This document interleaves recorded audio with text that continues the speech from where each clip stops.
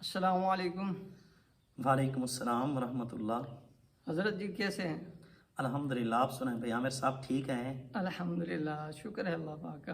اللہ تعالیٰ سلامت رکھے بھائی کو۔ اللہ پاک آپ کو بھی سلامت رکھے، آپ کا سایہ ہمارے اوپر تا دیر تک رکھے۔ آمین آمین ویاک۔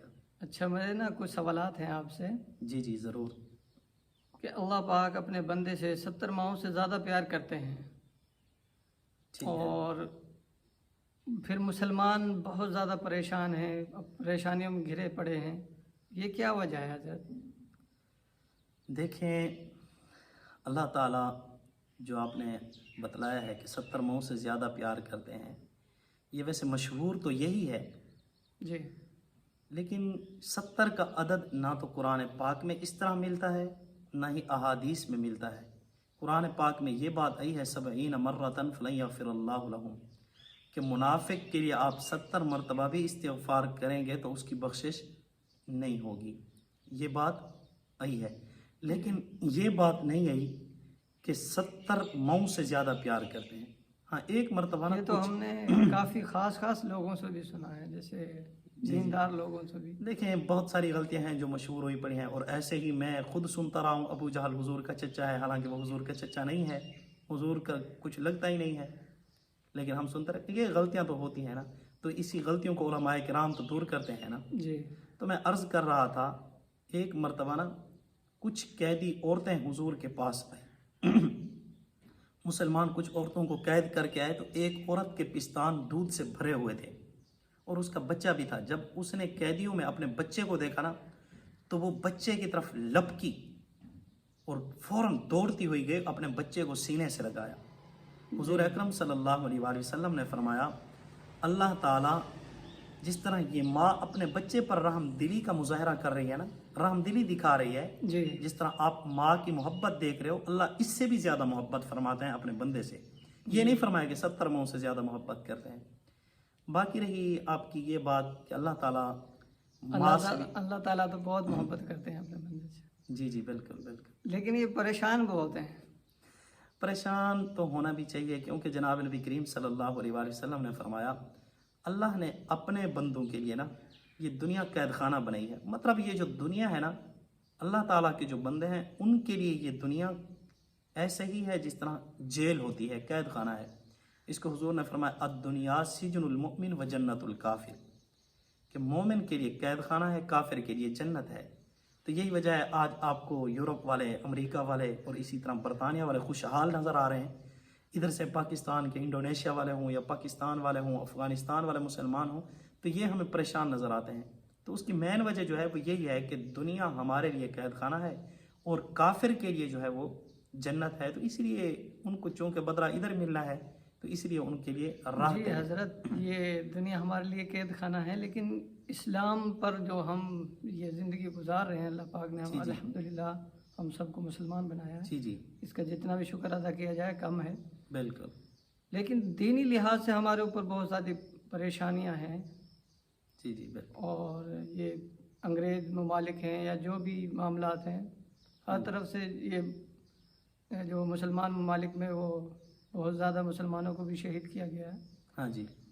تو مسلمانوں کو کیا کرنا چاہیے کہ جو اپنے آپ پر ظلم ہونے سے کم بچائیں اپنے آپ کو؟ ہاں، اس کے لیے چاہیے کہ ہم اپنے رب سے اپنا تعلق درست کریں، اپنا جو رابطہ ہے اپنے رب کے ساتھ وہ درست کریں، اور اپنے آپ کو صرف نام کا مسلمان نہ کہلوائیں بلکہ کام کے مسلمان بنیں۔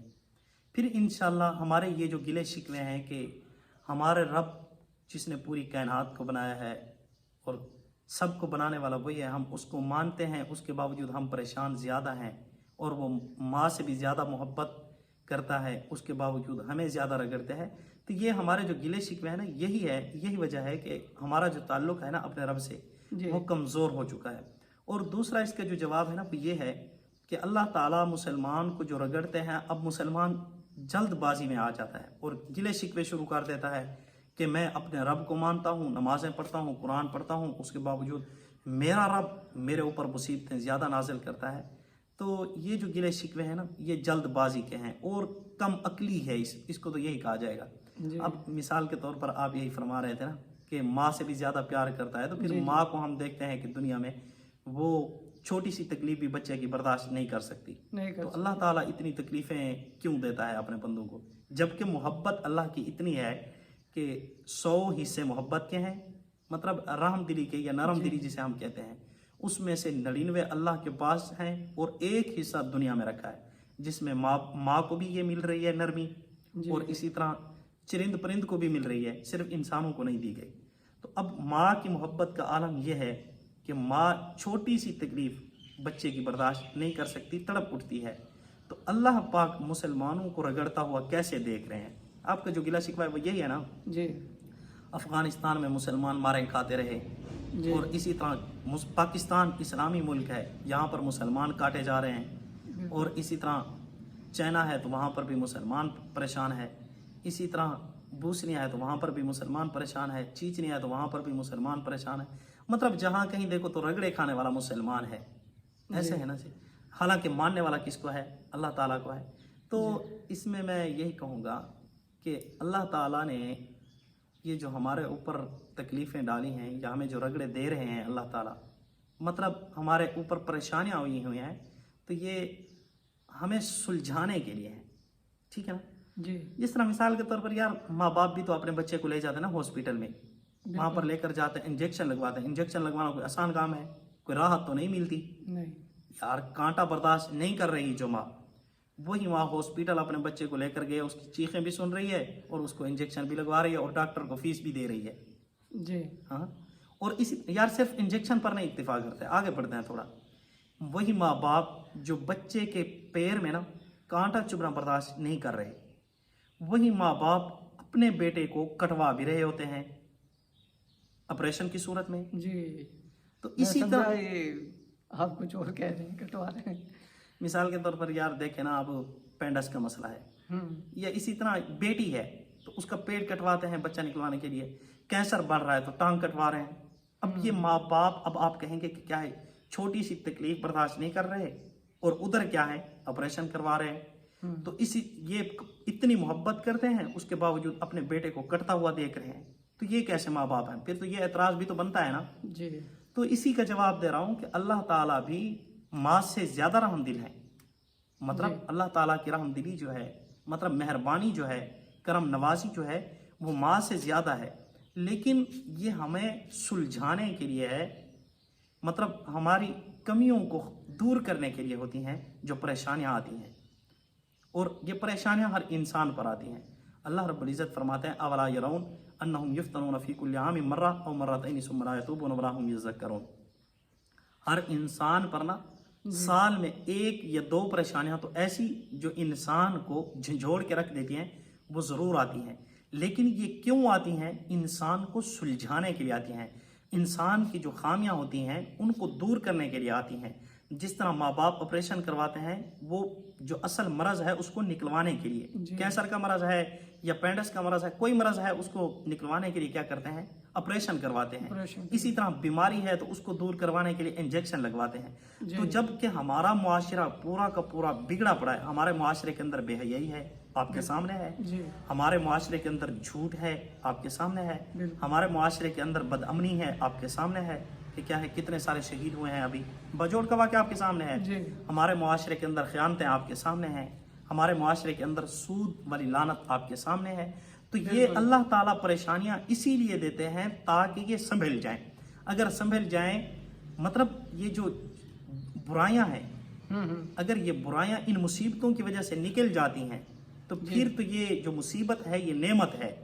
اگر ہم ان پریشانیوں کی وجہ سے، ہمارے اوپر جو مصیبت آئی ہے اس کی وجہ سے ہم سنبھلتے نہیں ہیں بلکہ مزید اپنے آپ کو ضدی بناتے ہیں اور مزید ہم کفر کر بیٹھتے ہیں ناشکر کلمات نکال کر. جی میں نے کئی بھائیوں سے سنا ہے یار، وہ دعا مانگتے ہیں، نماز پڑھتے ہیں، دعا مانگتے ہیں اور پھر کہتے ہیں یار پتہ نہیں ہماری قبول ہوئے گی کیا نہیں ہوئے گی. یہ تو نا امیدی ہے، اس سے اللہ تعالیٰ نے منع فرمایا. دعا مانگے، بس مانگ لی ہے، اللہ پاک سے مانگتے ہیں، دیکھو بھائی پتہ نہیں دعا قبول ہوتی ہے کہ نہیں. میرا ماننا تو یہ ہے کہ جب بھی ہم اللہ پاک کے سامنے ہاتھ اٹھاتے ہیں تو اللہ پاک ہر مسلمان کی دعا کو قبول کرتے ہیں.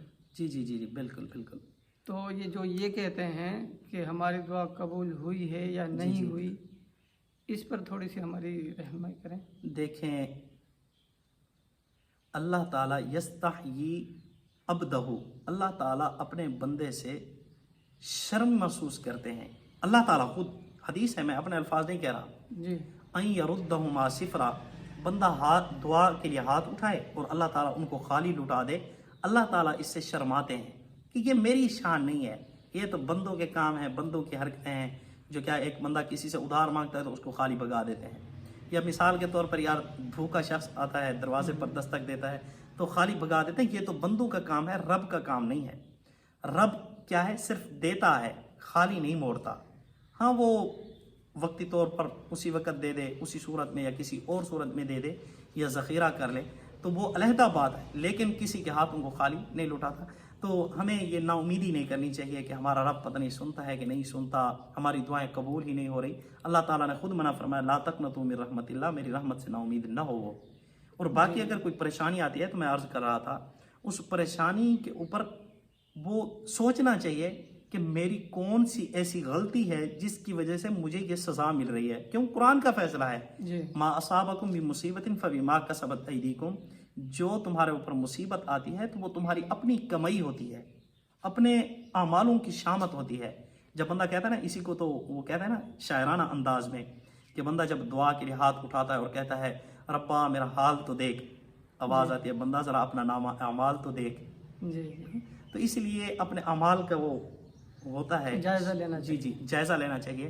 اپنے اعمالوں کو کیا کرنا چاہیے؟ سلجھانا چاہیے. اور اگر کوئی پریشانی آ گئی ہے تو اس میں ناشکر کلمات نہیں نکالنے چاہیے. اگر ہم ناشکر کلمات نکال رہے ہیں تو ڈبل نقصان اٹھا رہے ہیں. ایک تو رب سے ناراض، رب کو بھی ناراض کر رہے ہیں، اور دوسرے نمبر پر دنیا آخرت سے بھی محروم ہو رہے ہیں. اس کو قرآن میں کہا جاتا ہے خاسرت دنیا والآخرہ، دنیا آخرت کا خسارہ. نہ تو دنیا رہی ہمارے لیے پھر، نہ ہی آخرت رہی. نہ مطلب دنیا کے رہے نہ آخرت کے رہے. تو اس سے اچھا ہے کم از کم ہم اپنی آخرت تو سلجھا لیں نا، آخرت تو سنوار لیں. وہ کیسے سدھرے گی؟ کہ جب ہم اپنے رب کا کیا کریں گے؟ شکریہ ادا کریں گے. اللہ جس حال میں تو نے رکھا ہے میں اس حال پر کیا ہوں؟ راضی ہوں. اچھا حضرت، انسان لوگ جی یہ کہتے ہیں یار پتہ نہیں ہم جنت میں جائیں گے یا نہیں جائیں گے. مسلمان کے ہوتے ہوئے، مسلمان ہے الحمدللہ، جی میں پتہ نہیں جنت میں جاؤں گا یا نہیں جاؤں گا. ہاں جی. یہ الفاظ کیا ان کے متعلق ہیں؟ دیکھیں، یہ تو ایک طرف امید ہے، ایک طرف خوف ہے. امید اور خوف کے درمیان یہی در حقیقت مسلمان کی شان ہے کہ ڈرتا بھی رہے پتہ نہیں میرا کیا بنے گا، اور امید بھی رکھے کہ انشاءاللہ اللہ پاک مجھے جنت دیں گے. اور یہ حضرت عمر رضی اللہ تعالیٰ عنہ کے بھی جملے ہیں. ویسے حضور صلی اللہ علیہ وآلہ وسلم کا جو فرمان ہے نا، وہ تو یہی ہے کہ من قال لا الہ الا اللہ داخل الجنہ. جی جس نے کلمہ پڑھ لیا وہ تو جنت میں جائے گا. ٹھیک ہے نا. باقی جو گناہ گار مسلمان ہیں نا، ان کی دھلائی ضرور ہوگی. اب وہ دھلائی جو ہوگی، مطلب یہ ہے کہ جنت یار پاک ہے تو اس میں کمینے لوگوں کو تو نہیں ڈالا جائے گا. جنہوں نے کمینہ پن دکھایا ہے دنیا کے اندر، مطلب ظلم کیے ہیں، جیسے ہو رہے ہیں ظلم آپ کے سامنے ہیں. یار گناہ اگر ایسے اللہ رب العزت جنت میں ڈال دیں سب کو جس نے کلمہ پڑھ لیا ہے، ویسے سزا بھی نہ دیں، دھلائی بھی نہ کریں، تو پھر تو یار یہ جو مظلوم ہیں ان پر ظلم نہیں، ان کے اوپر تو ظلم ہے نا. تو اللہ تعالیٰ نے تو انصاف کا ترازو لگایا ہوا ہے نا، وَنَضَعُ الْمَوَازِينَ الْقِسْطَ لِيَوْمِ الْقِيَامَةِ فَلَا تُظْلَمُ نَفْسٌ شَيْئًا. لا تظلم، کسی کے اوپر ظلم نہیں کیا جائے گا. جس نے ظلم کیا ہے اس سے ظلم کاٹا جائے گا. مطلب جو ظلم کیا ہے اپنی جان کے اوپر اور دوسروں کے اوپر ظلم کیا ہے تو اس کا ظلم کیسے ختم کیا جائے گا، ڈیلیٹ کیسے ہوگا؟ وہ ایک وادی ہے جہنم کی، اس کے اندر ڈالا جائے گا. ہاں اب یہاں پر کچھ علماء کرام نے یہ بھی فرمایا ہے، اور جس سے ہمارے دلوں کو سکون بھی پہنچتا ہے، کہ جس طرح یار ہم ہاسپٹل میں جاتے ہیں نا علاج کروانے کے لیے، آپریشن کروانے کے لیے جاتے ہیں، مان لیا آپریشن کروانے کے لیے جاتے ہیں، تو وہاں پر ڈائریکٹ جسم کو کاٹا نہیں جاتا، پہلے سون کیا جاتا ہے. ایسا انجیکشن لگایا جاتا ہے یار جس کی وجہ سے نا محسوس نہیں ہوتا کہ یہ میرا پیٹ کاٹا جا رہا ہے، پھر بندہ چیخے مارے، ایسا نہیں ہوتا. تو شاید اللہ تعالیٰ مہربانی فرمائیں اور جب دھلائی کے لیے ہاسپٹل بھیجیں تو اس وقت شاید ایسا انجیکشن لگا دیں جس کی وجہ سے عذاب محسوس نہ ہو، اور دھلائی بھی ہو جائے اور پاک ہو کر جنت میں بھی چلے جائیں. تو جس نے کلمہ پڑھا ہے انشاءاللہ اس نے جنت میں ضرور جانا ہے. یہ الفاظ کچھ نا امیدی کے لگے، مایوسی کے الفاظ ہیں. یہی تو میں عرض کر چکا ہوں، قرآن پاک میں مایوسی جو ہے اس کی اجازت نہیں ہے. اللہ تعالیٰ خود فرماتا ہے لا تقنطوا من رحمت اللہ, میری رحمت سے نا امیدی نہیں ہونی چاہیے. نا امیدی انسان رکھے ہی نہ رب رضو الجلال سے, کیونکہ نا امیدی کو حرام فرمایا نا. جی جی بالکل, دیکھیں یہی تو فرمایا نا لا تقنطوا من رحمت اللہ, میری رحمت سے نا امید نہ ہو انسان. تو اللہ تعالیٰ سے امید اچھی رکھنی چاہیے. اور حدیث پاک میں بھی آیا ہے انا عند ظن عبدی بی, کہ میرا بندہ میرے ساتھ جیسا گمان کرتا ہے اس کے ساتھ ویسا ہی سلوک کرتا ہوں میں. اگر ایک بندہ یہی گمان کر رہا ہے کہ یار میرا رب بہت کریم ہے, وہ مئو سے زیادہ پیار کرنے والا ہے, تو وہ مجھے عذاب نہیں دے گا, تو انشاءاللہ اللہ رب العزت بھی ویسا معاملہ فرمائیں گے, اس کو عذاب نہیں دیں گے. اس کے لیے آسان حساب ہوگا, جس کو سوف یحاسب حسابا یسیرا فرمایا ہے, آسان حساب. جی حضرت, بہت شکریہ حضرت, آپ کا بہت بہت شکریہ. اللہ پاک آپ کا سایہ ہمارے اوپر تا دیر تک رکھے. جزاک اللہ اللہ حافظ. خیر, فی امان اللہ تعالی.